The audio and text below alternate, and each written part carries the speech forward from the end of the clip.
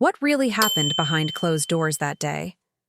In the heart of the tournament, a rising star seemed to unravel. But the truth lies deeper than a simple defeat. Alexandra Eala, known as Eala, came to the world stage carrying more than just a racket. At 20 years old, she already symbolized hope for Filipino tennis and the wider region. Trained from a young age in Spain at the Rafa Nadal Academy, she had tasted success on the junior circuit, including a Grand Slam girls' singles title, and had begun turning heads in WTA events. Her breakthrough in 2025 had been explosive, defeating top 10 talent, breaking into the top 100 rankings, and making noises that she could be a major player on the women's tour. But with that breakthrough came expectation. Every time she stepped on court, the narrative wasn't just, can she win? It was, can she carry a nation, represent a region, break new ground? The pressure of being the first Filipina to scale those heights was part of the story. Enter the tournament in China. A setting where things didn't go smoothly. A place where the unseen finally surfaced. Because beyond the wins and the podiums, the cracks were forming. And those cracks would widen in a way nobody anticipated. As the lights shone bright and the cameras clicked, something happened that challenged not only her physical game, but her entire mental and emotional equilibrium. Could a single locker room moment be the tipping point? And when the collapse occurred, was it about fatigue or something far deeper? When she arrived in China for what appeared to be a routine hard-court tournament, all signs seemed normal. But match results don't always tell the full story. According to recent reports, Eala suffered yet another early exit. She lost to Claire Liu in the first round of the Guangzhou Open, dropping 6-2, 4-6, 4-6. The scoreline alone read like a comeback story gone sideways. Dominant start, fading through the middle, collapse at the end. Yet that loss wasn't the only alarming thing. Behind the scenes, whispers began of an incident in the locker room. Some social media posts hinted at chaos, minutes after finishing her victorious match, an alleged locker room erupted into chaos. Another described her suddenly collapsing in the press room. No major, mainstream outlet has verified the so-called locker room raid, but the rumor spread fast. Teammates or opponents suddenly entering the space, officials upset, tension brewing behind doors. If true, it would mark one of those rare moments when the internal pressure of professional sport surfaces openly and painfully. Imagine, after a loss, your body is drained, your mind is churning, and then you're thrust into a space meant for reflection, only to find confrontation instead. For Alex, the locker room was supposed to be a sanctuary. Instead, it became a storm. Witnesses, though unverified, talked of voices raised, someone demanding answers, maybe even gaining access where they shouldn't. One post claimed, Eala went ballistic after a referee disrespected her following her match. The locker room erupted into chaos. Whether the specifics hold up under scrutiny doesn't change this. In her mind and body, something snapped. The tournament schedule gave her little time to recover. The public result reads first-round exit, but behind the numbers lies a collision of pressure, physical exhaustion, and perhaps betrayal. And then came the collapse. It was abrupt. At a press interaction, she appeared disoriented, perhaps emotional. On court, we saw one thing. Behind the scenes, there was more. Reports say Eala suddenly collapsed in the press room. Her mother revealed the reason behind it and the current. When a top athlete collapses, the instinct is to look for heat, dehydration, or injury. But for Alex, the cause became wrapped in speculation of mental overload, external intrusion, and internal breakdown. The trigger wasn't just losing, it was what followed. What happened once the locker room door closed? What unseen force turned defeat into meltdown? The next chapter reveals how the world reacted, and how damage spread beyond just one match. Almost immediately, the story leaked out. Fans on Reddit and social media groups of tennis followers began dissecting the event. Was there foul play? Was the raid real? One Reddit user wrote about Alex's message to younger athletes. As a Filipina who played tennis as a kid, I wondered then if I would ever get to watch someone from our country. That sense of hope, so present just weeks earlier, now mingled with concern. Headlines began characterizing her exit in China as another early exit, slump, collapse. The public began asking, what is happening to the rising star who had once beaten Grand Slam's champions and stormed into the semis in Miami? Meanwhile, tennis insider blogs debated whether tournament organizers had mishandled the situation. Was the locker room secured properly? Were there inappropriate entries? Some critics argued the tour environment for young breakout stars is underregulated, an invisible pressure cooker where their vulnerability can become exposed in unthinkable ways.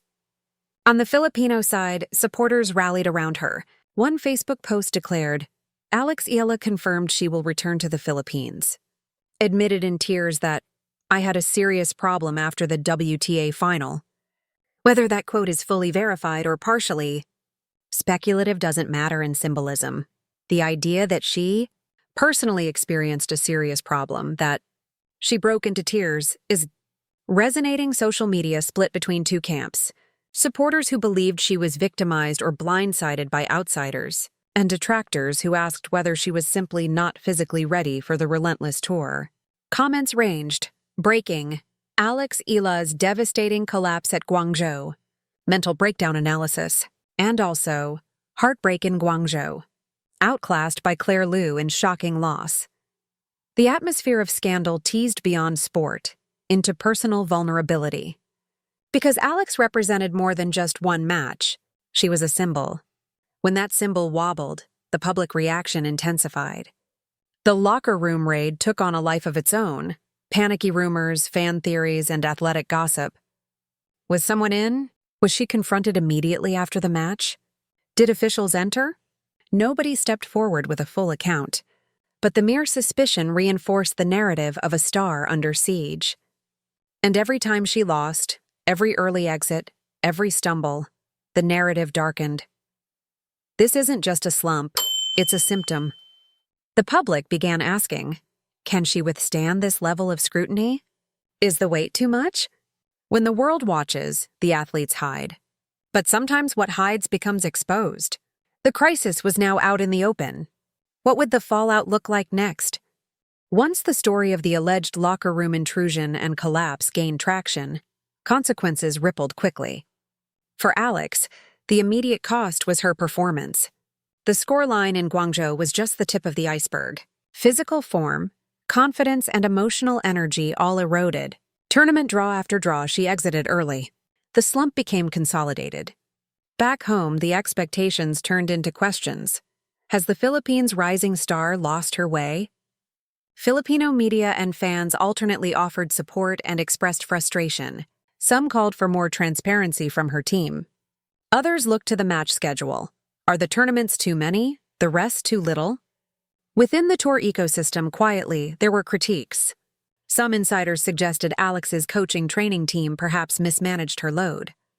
Others noted, a young athlete thrust into high-stakes matches, major titles, media attention, with little precedent of how to handle the off-court demands.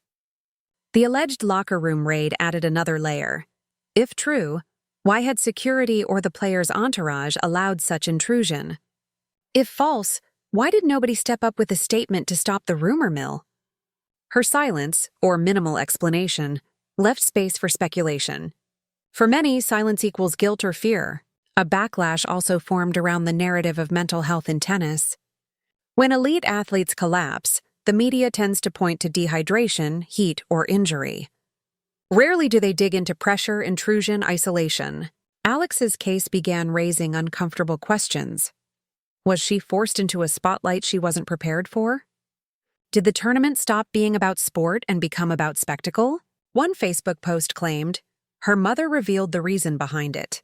Yet no reputable mainstream outlet followed up with details. That gap created resentment.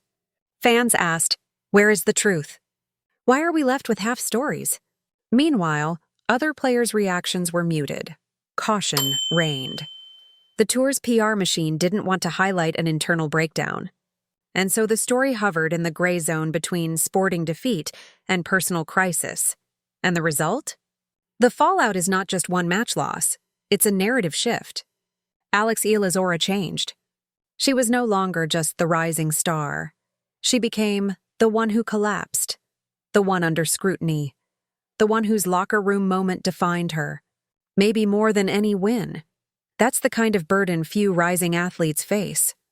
The locker room door closed, but once it reopened, the damage was done. Could she still rebuild, or had the collapse changed her story forever? So, what do we know, and what remains unverified? Fact 1. Eala lost early at Guangzhou, 6-2, 4-6, 4-6 to Claire Liu. Fact 2. She has publicly spoken of pressure, pride, and emotional weight when representing the Philippines. In her U.S. Open interview, she said, "It means a lot. I think you could see by my reaction. I take so much pride in representing my country."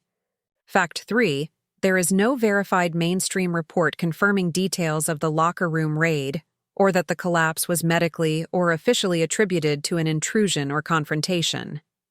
The leak exists in social posts and some blogs, but lacks corroboration from tournament officials or major media.